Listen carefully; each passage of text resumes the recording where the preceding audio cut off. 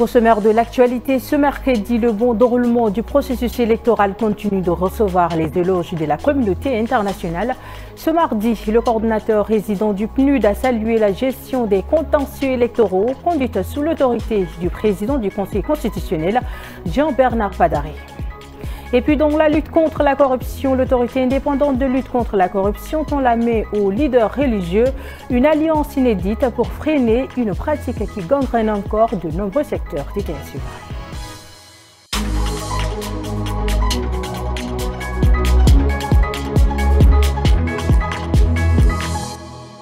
Bonjour et bienvenue au 13h45 de Tchad Info. Le président du Conseil constitutionnel, Jean-Bernard Padari, a reçu en audience ce mardi 3 juin François Batalingaya, coordonnateur résident du système des Nations Unies au Tchad. Une visite de courtoisie destinée à saluer la gestion des contentieux électoraux par la haute juridiction. Regardez. Il est 14h pile lorsque François Batalingaya et sa délégation franchissent les grilles du Conseil constitutionnel. Le coordonnateur résident du PNUD au Tchad est venu saluer la gestion des litiges électoraux menés sous l'autorité du président Jean-Bernard Padari. Une manière aussi de réaffirmer le soutien des Nations Unies à la consolidation de l'état de droit. Nous souhaiterons continuer à travailler avec eux surtout avec la décentralisation. Il faut qu'on les aide, on aide tout le monde, les conseils provinciaux, les délégués provinciaux, à travailler ensemble pour le développement de cette population au niveau des provinces, au niveau des communes. C'est pourquoi ce dialogue de cet après-midi est extrêmement important pour nous tous. Pendant près d'une heure, les deux parties ont échangé sur la gouvernance institutionnelle et les perspectives de développement, tant en N'Djamena que dans les provinces. Un partenariat que les deux hommes entendent renforcer dans les mois à venir. C'était les images de Bonaventura Lomba commentées par Nyekingemo Karine. Ce 10 juin, l'autorité indépendante de lutte contre la corruption a tendu la main à l'entente des églises et missions évangéliques du Tchad. La ILC sollicite l'implication des hommes de Dieu pour freiner une corruption de plus en plus enracinée. Dalipol. Endiguer la corruption au Tchad, un défi de taille dans l'un des pays les plus touchés au monde. Pour y parvenir, l'Agence indépendante de lutte contre la corruption tend la main aux responsables religieux. Objectif, les impliquer davantage dans ce combat commun. L'ALC, dans le processus véritablement de lutte contre la corruption, est en train d'élaborer tout l'arsenal juridique qu'il faut pour freiner ce phénomène de la corruption et ces infractions assimilées. Les maîtres se dit déjà engagés sur la question, mais s'interrogent. Comment aller au-delà des discours pour passer à l'action? Je voudrais vous rassurer,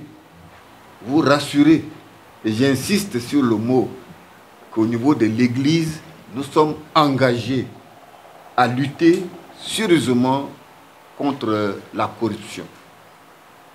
Et nous voyons la corruption comme un péché. C'est comme ça qu'on définit la corruption dans le contexte de l'Église. C'est lui qui fait ou qui développe la corruption comme un péché. Face à ces doutes, le contrôleur général rassure. Pour lui, la volonté du gouvernement est claire, tangible et manifeste. Il reconnaît néanmoins que le chemin reste semé d'embûches. Si nous cherchons la vérité, elle va prévaloir. Toute autre chose à présent en N'Djamena, il habille les devantures, les cours et même les acteurs principaux. Les Kufeya, appelés aussi Simon, séduisent par leur esthétisme et leur entretien facile. Mais d'où viennent-elles et présentent-elles un danger pour la santé? Et le mot de réponse avec Nguena Ondom Cynthia. En N'Djamena, difficile de passer à côté. Les Kufeya, communément appelés Simon, poussent devant les maisons, dans les cours, ou encore devant les hôtels et les bars. Leur nom vient de leur croissance rapide. En 6 mois, elles atteignent déjà une taille impressionnante. Chacun les façonne à sa manière. Taillées en haie ou laissées à l'état brut, elles s'adaptent à tous les goûts. Chez Abraham, c'est une affaire de longue date. Depuis près de 10 ans, il entretient ses plantes dans sa cour. Pour lui, c'est une question d'esthétique, mais aussi de bien-être. La première raison, c'est pour embellir la devanture et surtout rendre la façade là un peu verdoyante.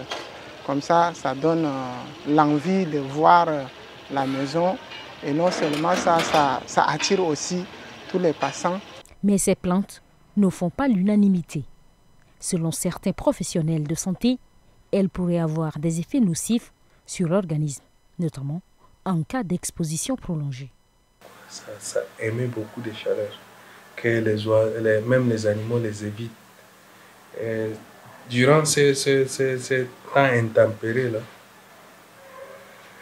le fait de rester sous le manguier et puis sous les 6 mois, il y a vraiment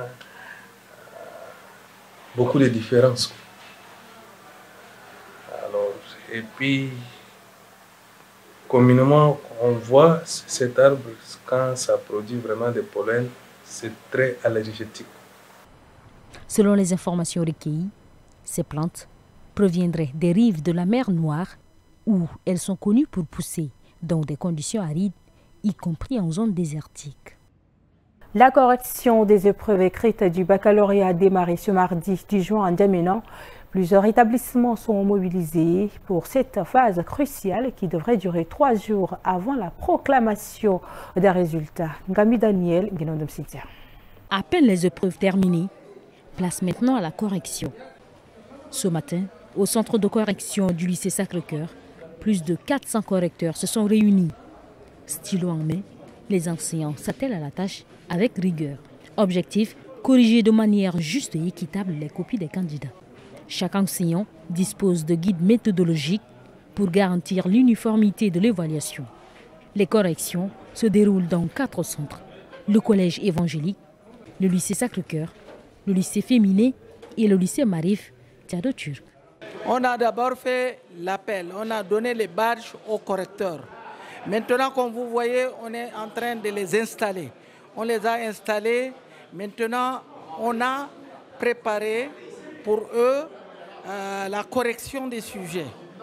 Donc, on est en train de les installer et de leur montrer le barème et tout cela pour qu'ils commencent dans les bonnes conditions. Les matériels sont en train d'être distribués, les copies sont en train d'être distribuées. On est en train de donner les consignes. La correction va durer 3 à 4 jours avant les étapes suivantes. Saisie des notes, vérification, puis proclamation des résultats. Place à l'actualité internationale à présent. 3 faits marquants à découvrir dans ce tour d'horizon. Regardez. En RDC, l'interdiction de couvrir Joseph Kabila et son parti, le PPRD, a été allégée. Le 9 juin, le CESAC, le régulateur des médias, a transformé cette mesure en simple recommandation. L'ancien président séjourne à Goma, une ville de l'est du pays sous contrôle du M23. Initialement, tous les médias devaient s'abstenir de relayer ces activités sous peine de sanctions. Mais après débat en plénière, la mesure a été jugée excessive. Désormais, les médias peuvent couvrir Kabila à condition de respecter la loi et de ne pas démoraliser les forces armées. Le CESAC appelle à la responsabilité et au professionnalisme des journalistes. Les interdictions formelles sont donc levées, mais la vigilance reste de mise. Au Bénin, la fusion entre l'Union progressiste UP et le PRD de Maître Adrien Oumbédi bat de l'aile. 2 ans après la naissance de l'UPR, des voix s'élèvent au sein du PRD. Les militants ne s'y reconnaissent plus. Problème, selon le ministère de l'Intérieur, fusion rime avec dissolution.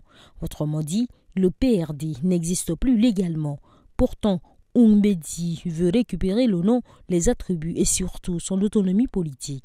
Il critique ouvertement le code électoral et réclame le retour des exilés.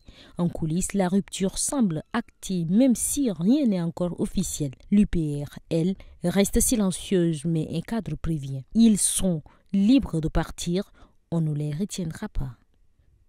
Un drame secoue la France. Une surveillante a été poignardée à mort par un collégien de 14 ans à Nauge, dans le Haut-Marne. Le geste a eu lieu lors d'un banal contrôle de sac. En réponse, 1 minute de silence sera observée dans tous les établissements scolaires jeudi 12 juin à midi.